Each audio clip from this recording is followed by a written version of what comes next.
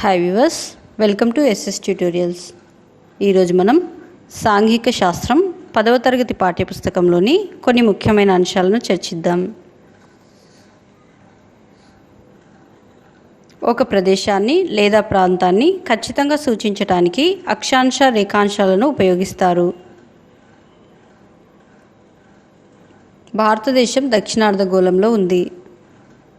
భారతదేశం 8 డిగ్రీల నుండి 50 డిగ్రీల ఉత్తర రేఖాంశాల మధ్య, 68 డిగ్రీల దక్షిణ మరియు 9 డిగ్రీల తూర్పు అక్షాంశాల మధ్య ఉంది.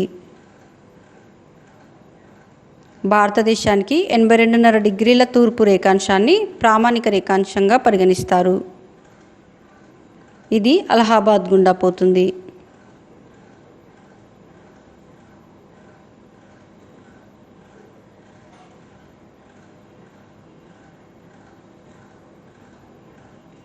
IST Indian standard time. భారతదేశ ప్రామాణిక కాలమానానికి గ్రీన్విచ్ ప్రామాణిక కాలమానానికి తేడా 5:30 గంటలు. ప్రపంచ భూభాగమంతా 2 ప్రధాన భూఖండాల నుంచి ఏర్పడ్డాయి.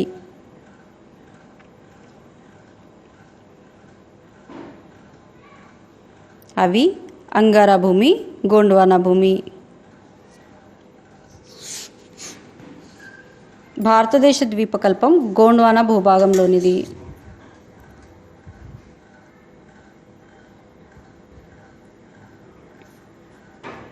ఇరవై కోట్ల సంవత్సరాల క్రితం గోండ్వానా భూభాగం విడిపోయింది.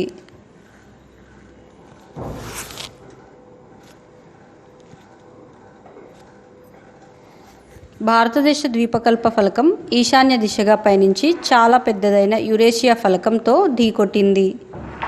ఇలా ఢీకొనడం వల్ల తీవ్ర ఒత్తిడి వల్ల లక్షల సంవత్సరాల క్రమంలో ముడతపడే ప్రక్రియ వల్ల పర్వతాలు ఏర్పడ్డాయి. ఈ క్రమంలోనే హిమాలయాలు ఏర్పడ్డాయి.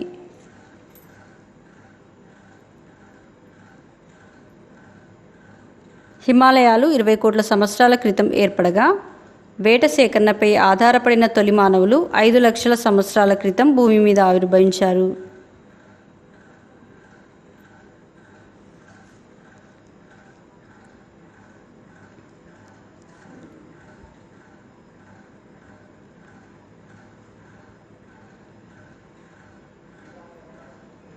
ముఖ్యమైన భౌగోళిక స్వరూపాలు: హిమాలయాలు, గంగా సింధు నది మైదానం, ద్వీపకల్ప పీఠభూమి, తీర ప్రాంత మైదానాలు, ఎడారి ప్రాంతం, దీవులు.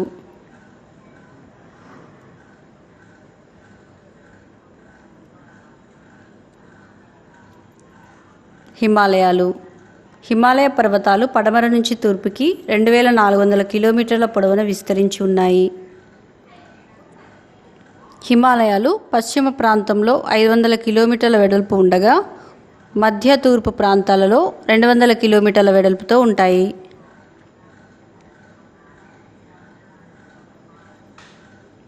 హిమాలయాల్లో సమాంతరంగా ఉండే 3 పర్వత శ్రేణులు ఉన్నాయి.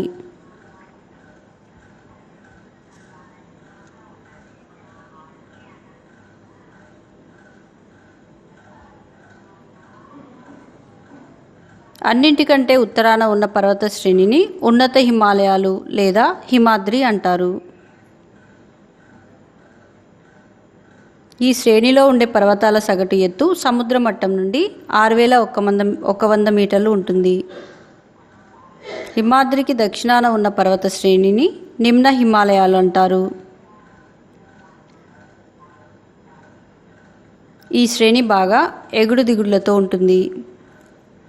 ఇక్కడ బాగా ఒత్తిడికి గురైన రాళ్ళు ఉంటాయి.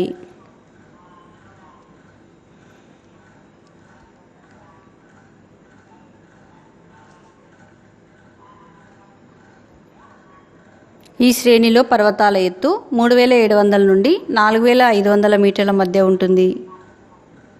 ఈ శ్రేణిలో పిరుపంజల్, మహాభారత పర్వత శ్రేణులు ముఖ్యమైనవి. నిమ్న హిమాలయ శ్రేణిలో ప్రఖ్యాతగాంచిన కాశ్మీర్, హిమాచల్ ప్రదేశ్లోని కంగ్రా, కులు లోయలు ఉన్నాయి. సిమ్లా, ముస్సోరీ, నైనితాల్, రాణిఖేత్ వంటి విడిది ప్రాంతాలకు సతత హరిత అరణ్యాలకు ఈ శ్రేణి ప్రఖ్యాతిగాంచింది.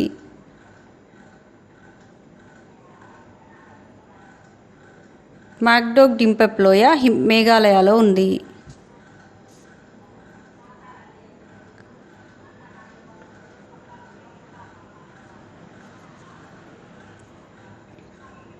హిమాలయాల్లో అన్నింటికంటే దక్షిణాన ఉన్న శ్రేణిని శివాలిక్ శ్రేణి అంటారు. శివాలిక్ శ్రేణి 10 నుంచి 50 కిలోమీటర్ల వెడల్పుతో ఉంటుంది. శివాలిక్ శ్రేణిలోని పర్వతాల ఎత్తు 900 నుండి 1100 మీటర్ల మధ్య ఉంటుంది. శివాలిక్ శ్రేణిని జమ్మూ ప్రాంతంలో జమ్మూ కొండలని, అరుణాచల్ ప్రదేశ్లో మిష్మి కొండలని, అస్సోంలో కచార్ కొండలని పిలుస్తారు.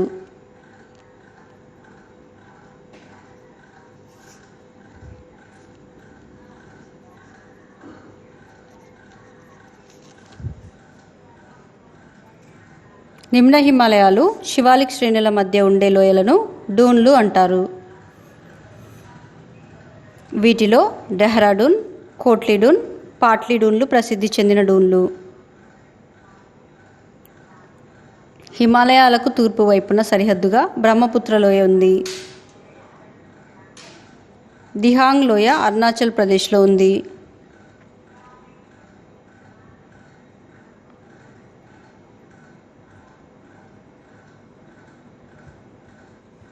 భారతదేశానికి తూర్పు సరిహద్దుగా ఉన్న హిమాలయాలను పూర్వాంచల్ అంటారు. ఇవి అవక్షేప శిలలతోనూ ఇసుకతోనూ ఏర్పడినవి. ప్రాంతీయంగా పూర్వాంచల్ పర్వతాలను పాట్కాయ్ కొండలు, నాగా కొండలు, మణిపురి కొండలు, ఖాసీ కొండలు, మిజో కొండలు అంటారు.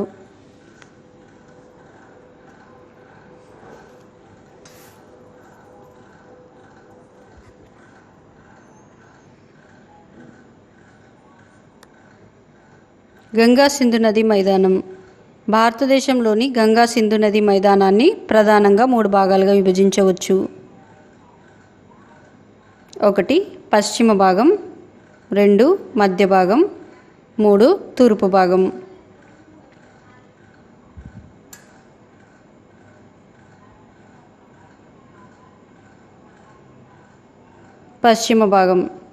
పశ్చిమ భాగం హిమాలయాల నుంచి ప్రవహించే సింధు నది, దాని ఉపనదులైన జీలం, చినాబ్, రావి, బియాస్, సట్లెజ్లతో ఏర్పడింది. సింధు నది పరివాహక ప్రాంతం అధిక భాగం పాకిస్తాన్లో ఉంది. కొంత భాగం మన దేశంలోని పంజాబ్, హర్యానా మైదానాలలో ఉంది. ఈ ప్రాంతంలో సారవంతమైన అంతర్వేదులు అత్యధికంగా ఉన్నాయి. 2 నదుల మధ్య ప్రాంతాన్నే అంతర్వేది అంటారు.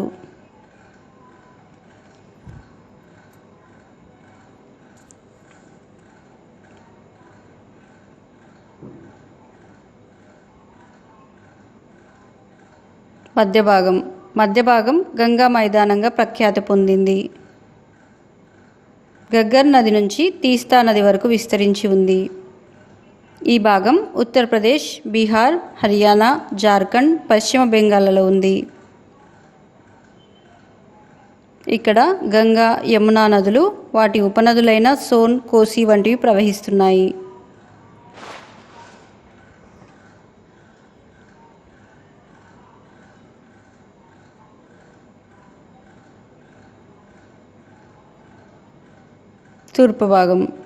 తూర్పు భాగం ప్రధానంగా అస్సోంలోని బ్రహ్మపుత్ర లోయలో ఉంది. ఇది ప్రధానంగా బ్రహ్మపుత్ర నది వల్ల ఏర్పడింది. శివాలిక్ పర్వతాల పాదభాగంలో ఉన్న 8 నుండి 16 కిలోమీటర్ల సన్నటి మేకలను బాబర్ అంటారు.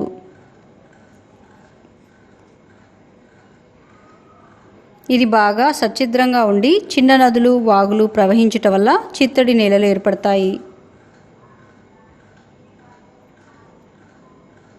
చిత్తడి నేలలు ఉన్న ప్రాంతాన్ని టెరాయి ప్రాంతం అంటారు.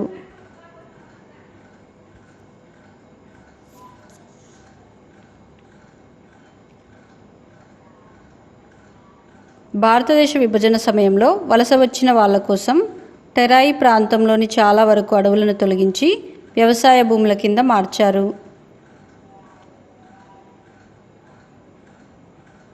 ద్వీపకల్ప పీఠభూమి.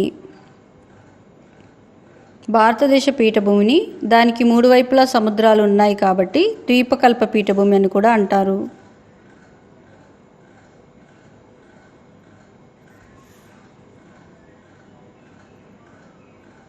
ఇక్కడ ప్రధానంగా పురాతన స్ఫటికాకార శిలలు, కఠినమైన అగ్నిశిలలు, రూపాంతర శిలలు ఉంటాయి.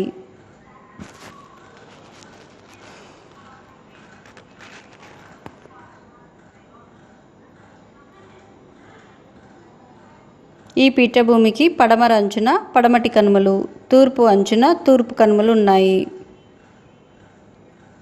ఈ పీఠభూమి దక్షిణ అంచున కన్యాకుమారి ఉంది. ద్వీపకల్ప పీఠభూమిని ప్రధానంగా 2గా విభజిస్తారు.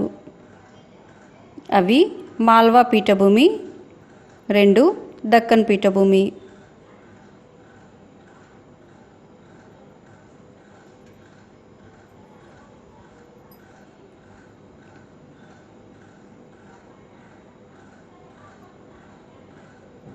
మధ్య ఉన్నత భూములు గంగా మైదానానికి దక్షిణాన, నర్మదా నదికి ఉత్తరాన ఉన్నాయి. ఛోటా నాగపూర్ పీఠభూమిలో ఖనిజ వనరులు సమృద్ధిగా ఉన్నాయి. నర్మదా నది దక్షిణాన ఉన్న త్రిభుజాకార ప్రాంతాన్ని దక్కన్ పీఠభూమి అంటారు. సాత్పురా పర్వతాలు దక్కన్ పీఠభూమికి ఉత్తర సరిహద్దుగా ఉన్నాయి.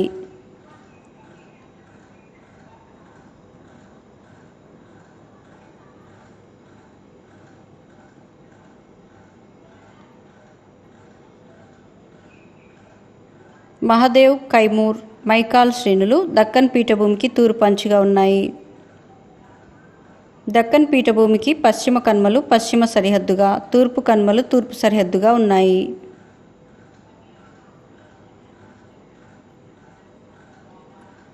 దక్కన్ పీఠభూమికి నీలగిరి పర్వతాలు దక్షిణ సరిహద్దుగా ఉన్నాయి. తూర్పు కనుమల కంటే పడమటి కనుమల ఎత్తు ఎక్కువ.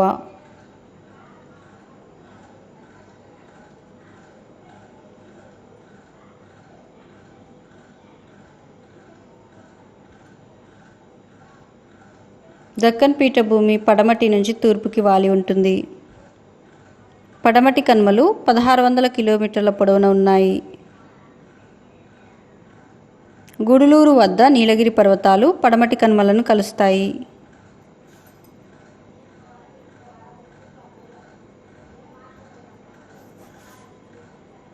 ఇవి 2000 మీటర్ల ఎత్తు వరకు ఉన్నాయి. ఉదగమండలం నీలగిరి పర్వతాలలో ఉంది. దీనినే ఊటీ అంటారు.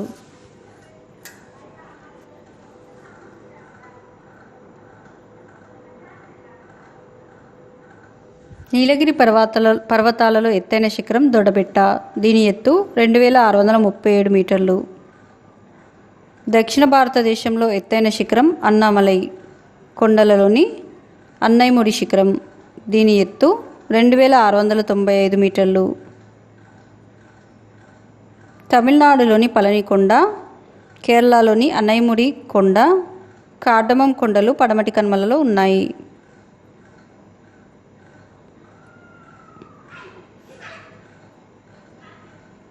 తూర్పు కనుమలు ఉత్తరాన మహానది లోయ నుంచి దక్షిణాన నీలగిరి పర్వతాల వరకు విస్తరించి ఉన్నాయి.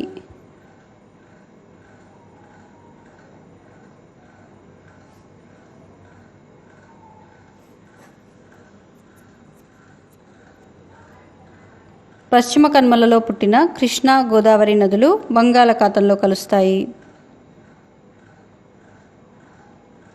తూర్పు కనుమల సగటు ఎత్తు 900 మీటర్లను మించదు.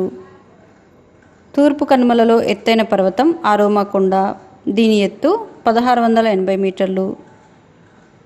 ఆరోమా కొండ ఆంధ్రప్రదేశ్లోని చింతపల్లి దగ్గర ఉంది.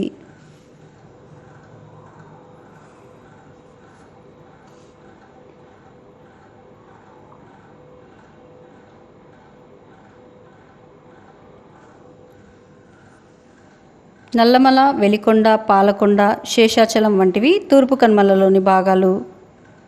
థార్ ఎడారి.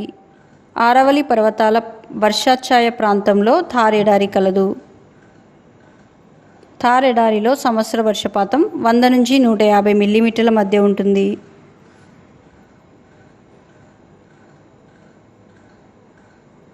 థార్ ఎడారిలో అధిక భాగం రాజస్థాన్లో ఉంది.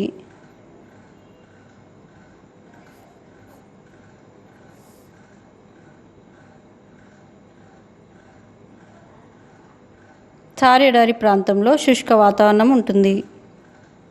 థార్ ఎడారి ప్రాంతంలో ఉన్న ఒకే ఒక నది లూని నది. దేశంలో అత్యంత పొడవైన కాలువ ఇందిరాగాంధీ కాలువ.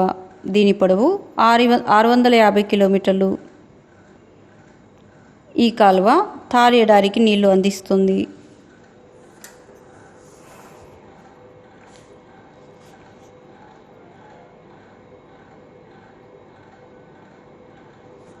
తీర మైదానాలు. ద్వీపకల్ప పీఠభూమి దక్షిణ భాగంలో పశ్చిమాన అరేబియా మహాసముద్రం వెంట, తూర్పున బంగాళాఖాతం వెంట సన్నటి తీర ప్రాంత మైదానాలు ఉన్నాయి.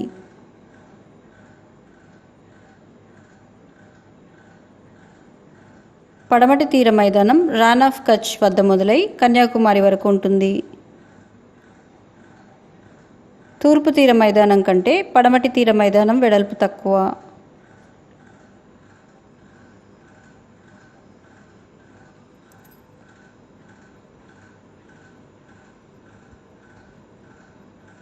తూర్పు కొంకణ్ తీర ప్రాంతం.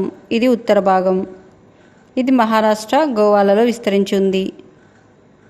కెనరా తీర ప్రాంతం.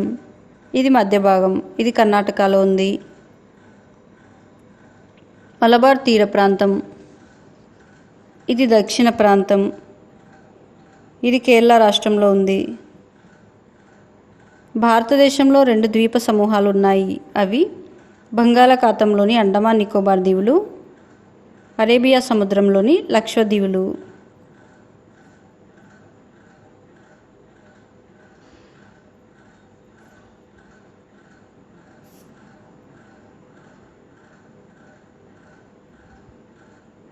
మయన్మార్ కొండలు ఆర్కన్ యోమా నుంచి మొదలుకొని సముద్రంలో మునిగిన పర్వతాలలో సముద్రం నుంచి పైకి వచ్చిన శిఖర ప్రాంతాలే అండమాన్ నికోబార్ దీవులు.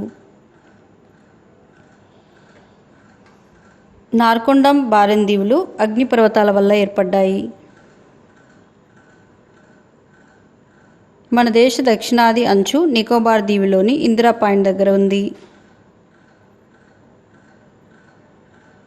2004లో సంభవించిన సునామీలో ఇది ముంపునకు గురి అయింది.